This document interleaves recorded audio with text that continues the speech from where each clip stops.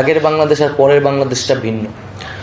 অন্তত আমার জায়গা থেকে, সাধারণ মানুষের জায়গা থেকে এই পার্থক্যটা আমরা ফিল করি আর কি। এবং আমার তো আজকে এখানে আসলে বসে থাকার কথা ছিল না, হয়তো অন্য একজনের ছিল। এবং এটা তো নিউজে হয়েছে যে সরকারি চাকরিতে কোটা সংস্কার চেয়েছিল, এখন নিজেরাই হয়ে গেছে সরকার। তো আমরা আমাদের যে আন্দোলন, সেই আন্দোলনের কিছু প্রিন্সিপাল ছিল যে আমরা বলেছিলাম যে একটা মেধাভিত্তিক বাংলাদেশ আসলে আমরা গঠন করতে চাই। তাই আমরা মনে করেছিলাম যে সরকারি চাকরিতে মেধাটা প্রায়োরিটি থাকা উচিত। কোটা থাকতে পারে, যতটুকু প্রয়োজন সেতটুকু রেখে সংস্কার করে মেধাটাকেই প্রায়োরিটি দেওয়া হোক। কারণ বাংলাদেশকে এগিয়ে যেতে হলে মেধাবীদের প্রাধান্য দিতে হবে। কারণ আমরা দেখতে পাচ্ছি যে মেধাবীরা দেশ নিয়ে হতাশ, তারা ব্যাপক পরিমাণে বিদেশমুখী, কারণ তারা মনে করছে যে তাদের মেধাটা আসলে যথাযথ গুরুত্ব দেওয়া হয় না বাংলাদেশে, বা তার কোনো সুযোগ নেই। দ্বিতীয়ত, আমরা এই যে একটি অভ্যুত্থান আসলে হয়ে গেল একটা কোটা সংস্কার আন্দোলন থেকে, এটা একটা রাষ্ট্রীয় একটা ন্যাশনাল মুভমেন্টে পরিণত হইল। এর এর একটা অ্যাসপাইরেশন আছে, একটা আকাঙ্ক্ষা আছে যে এত এত মানুষ আসলে নেমেছে, শহীদ হয়েছে, রক্ত দিয়েছে। বাংলাদেশের ইতিহাসে 1971 সাল একটা যেমন বড় ঘটনা, আমরা একটা নতুন রাষ্ট্র, স্বাধীন সার্বভৌম রাষ্ট্র পেয়েছি, এরকম 2024-এর এই জুলাই অভ্যুত্থান আরেকটি বড় ঘটনা হিসেবে ইতিহাসে আসলে থাকবে। কিন্তু এই ইতিহাসের এই ঘটনাটিকে আমরা যথাযথ মূল্যায়ন করতে পারবো না যদি তার যেই পরবর্তী এই সময়টা যদি আমরা কাজে লাগাতে না পারি। আমরা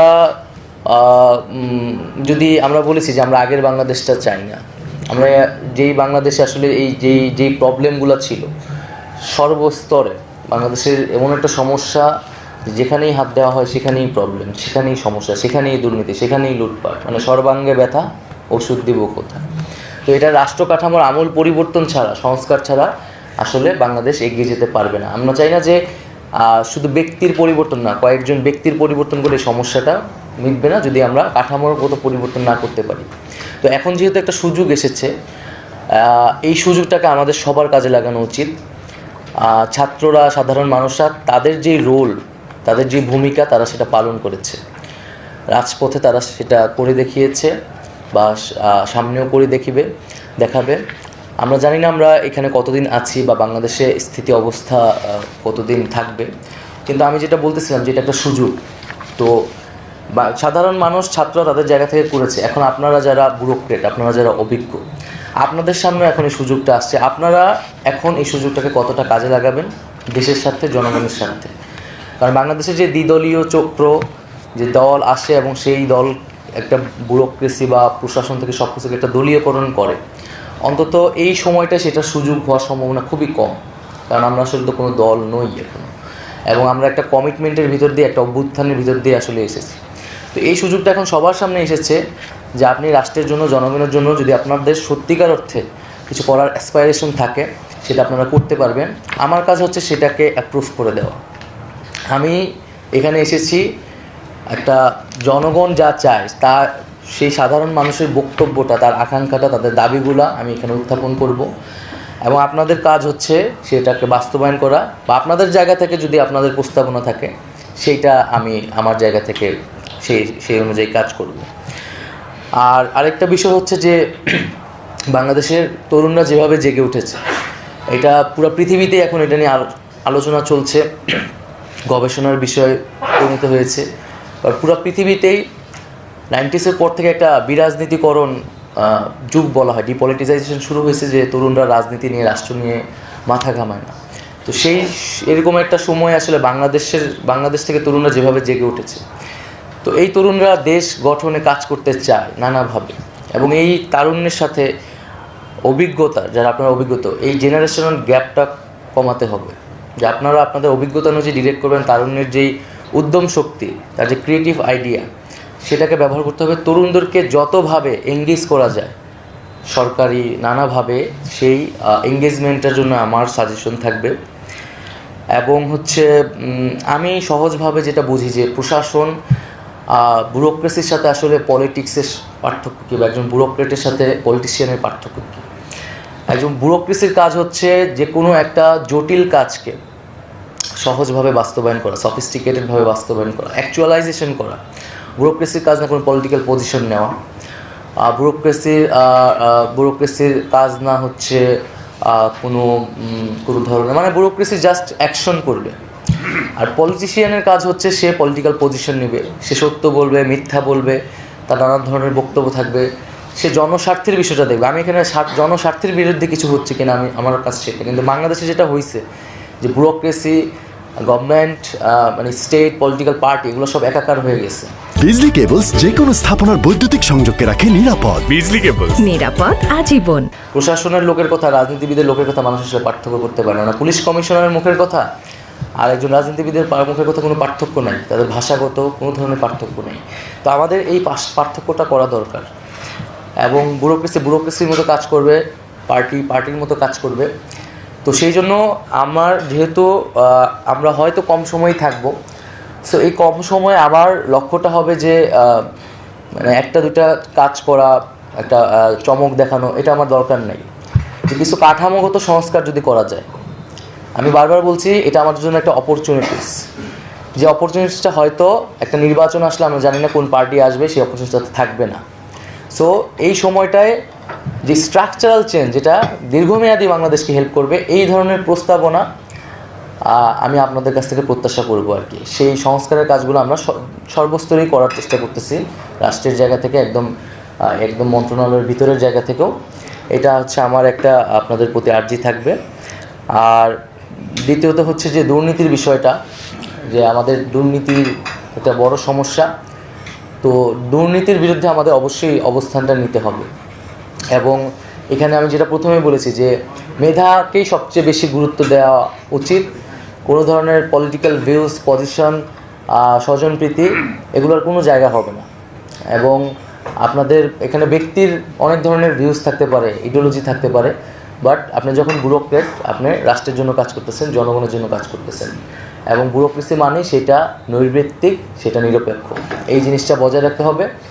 এবং দুর্নীতির বিষয়টা, এইটাও আমি আপনাদের কাছে প্রত্যাশা করব যে কোন ধরনের প্রসিডিউর নিলে, কোন ধরনের উদ্যোগ আসলে নেওয়া উচিত, যেটা আসলেই দুর্নীতিবিদদের সবাই বলে, আমরাও বলতেছি, কিন্তু আসলে কোন ধরনের ব্যবস্থা নেওয়া উচিত যেটা কাঠামোগতভাবে দুর্নীতিটাকে কমিয়ে আনবে, আস্তে আস্তে এটাকে শূন্যের পর্যায়ে নিয়ে যাবে।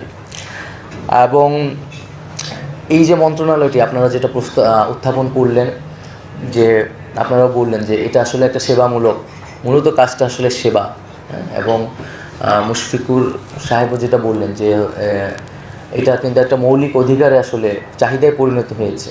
এবং আপনারা জানেন যে ইন্টারনেটকে কিন্তু এখন ডিজিটাল রাইটস হিসেবে দেখা হয়, এটা একটা হিউম্যান রাইটসের অংশ আসলে। এই যে বাংলাদেশে মুভমেন্ট হলো এবং হুট করে ইন্টারনেট বন্ধ করে দেওয়া হলো, এবং বন্ধ করার মধ্যে করার পরে কী পরিস্থিতি হয়েছে আমরা এখনও সেটার রিপোর্ট, তদন্ত কিন্তু পাইনি, যে কত মানুষ আসলে সব মারা গেছে। এটা কত বড় একটা জঘন্য, যে মানবতা বিরোধী একটা অপরাধ হয়েছে, কাজ হয়েছে, এটা আমরা হয়তো এখনও বুঝতে পারতেছি না। এটা আন্তর্জাতিকভাবেও এটা নিয়ে অনেক সমালোচনা হচ্ছে, যে ইন্টারনেট বন্ধ করে এখানে একটা গণহত্যা পরিস্থিতি তৈরি করা হয়েছে। কেবল ইন্টারনেট বন্ধ না, যে যোগাযোগ করতে পারতেছি না, সেটা হয় মুভমেন্টের সময় একটু স্পিড কমায় দেয়, মোবাইল নেটওয়ার্ক কমায় দিতেছে, কিন্তু এটা একদম বন্ধ করে একটা ক্র্যাকডাউন করে ইলেকট্রনিক মিডিয়াকে ফুল নিজের কবজায় নিয়ে এটা কত লাশ পড়তেছে আমরা জানি না। এবং ইন্টারনেট যখন বন্ধ তখন আমাদেরকে তুলে নিয়ে যাওয়া হয়েছে, আপনারা এই ঘটনাগুলো জানেন। তো এই বিষয়টা আমাদের অবশ্যই সেন্সিটিভভাবে দেখতে হবে, যে ইন্টারনেট কিন্তু একটা হিউম্যান রাইটস, মানবাধিকার। এবং পুরো আন্তর্জাতিক অনেক চুক্তিগুলোতে কিন্তু এখন এই বিষয়টাকে মানবাধিকার হিসেবে গুরুত্ব দেওয়া হচ্ছে। হয়তো সামনে বাংলাদেশের সংবিধান থেকে শুরু করে বাংলাদেশের যে মানে মানবাধিকারের জায়গাগুলোতে ইন্টারনেট খুবই গুরুত্ব পাবে। তো এইটা কিন্তু এই মন্ত্রণালয়কে যথেষ্ট পরিমাণে আসলে তার একটা যে ইমেজ কিন্তু নষ্ট করছে, এবং এই ইমেজটাকে কিন্তু পুনরুদ্ধার করতে হবে। এবং যেহেতু আমি এখানে আসছি, এটা আমার খুব বড় একটা দায়িত্ব আসলে, যে কেন এই মন্ত্রণালয় এই মানবাধিকার লঙ্ঘনের মতো এই কাজে জড়িত ছিল। আর যেহেতু এটা সেবামূলক কাজ, এখানে এটার সুবিধাটা হচ্ছে যে একটা ছোট্ট কাজও যদি করা যায়, এর বিস্তৃতিটা হয় কিন্তু ব্যাপক। মানে এটার সুবিধাটা পায় সকল মানুষ, কারণ সকলের কাছে মোবাইল আছে, সিম আছে, ইন্টারনেট আছে। আবার এটার যদি ছোট্ট একটা অসুবিধাও করা হয় এই জায়গা থেকে, এটারও ভুক্তভোগী হয় ব্যাপক অর্থের মানুষ আসলে, কারণ এটার অডিয়েন্সটা আসলে বিশাল। তো আমরা যদি ছোটো ছোটো কাজ করেও আগাতে পারি, যেটা সুবিধাটা মানুষ ব্যাপক অর্থে পাবে, তাহলেও এটা এই মন্ত্রণালয়ের ক্ষেত্রে আমাদের ক্ষেত্রে আমাদের সকলের জন্য যে ইমেজ সেটাকে আরও তুলে ধরবে।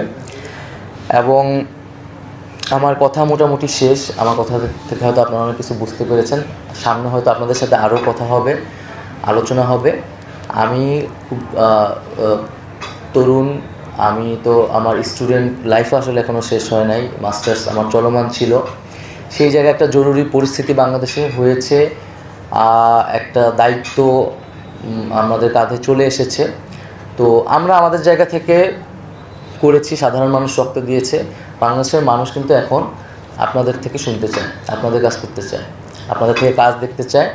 এবং বিগত সময়গুলোতে নানান হয়তো আপনারা কাজ করতে পারেন নাই, বা আপনাদের ভিতরে অনেক ধরনের আপনারা হয়তো চেয়েছেন, পারেন নাই, সেই ধরনের সুযোগ ছিল না।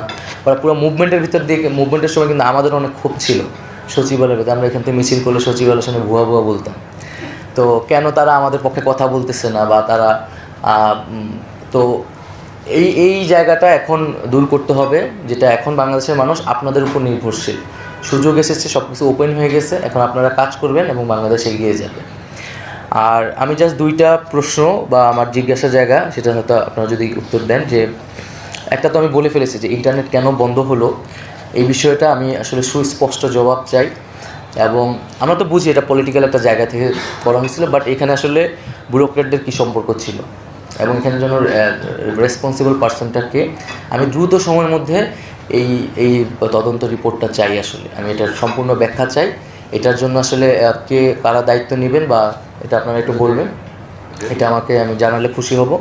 এটি হলো যে আপনাদের চিঠি দেওয়া আছে 4 তারিখে, বিটিআরসিকে চিঠি দেওয়া আছে এই বিষয়ে ব্যাখ্যা দেওয়ার জন্য 4 তারিখে। পাইছেন চিঠিটা?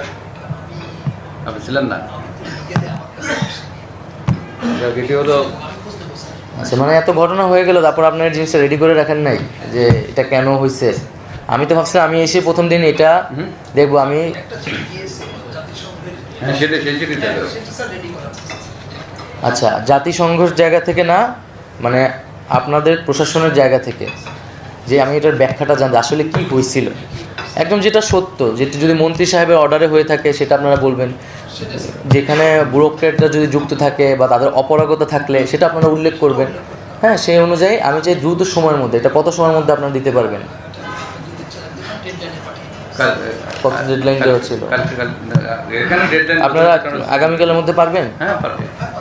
ঠিক আছে, তাহলে 24 ঘন্টার মধ্যে আমাকে একটা অন্তত প্রাথমিক ব্যাখ্যাটা আপনাদের প্রতিষ্ঠান থেকে আপনারা আমাদের কাছে আর কি এটা হাজির করবেন। আর দ্বিতীয়ত হচ্ছে যে ইন্টারনেট বিষয়গুলো পপুলার ডিমান্ডস। আমি আসার আগে যতটুকু মানুষের সাথে ইন্টারেকশন করেছি, আপনারা তো আরও ভালো বলতে পারবেন, যে ইন্টারনেটের দাম কমানো নিয়ে কথা আছে, বিশেষত মেয়াদের বিষয়টা নিয়ে অনেক কথা আছে, যে ইন্টারনেট এটা আসলে সিম কোম্পানিগুলো মেয়াদ কেন থাকবে, বা এইটা নিয়ে আপনারা একটু বলতে পারেন খুব ছোট করে। আমরা হয়তো পরে এটা নিয়ে আলোচনা করবো আরও। আর আরেকটা হচ্ছে ইন্টারনেট এই ঘটনাগুলোর আগে যেই স্পিডে ছিল, এখন কি সেই স্পিডটা আবার ফিরে এসেছে কিনা? অনেকে বলছে আসে নেই এখনও। এই স্পিডের বিষয়ে বক্তব্য কি? বিটিসের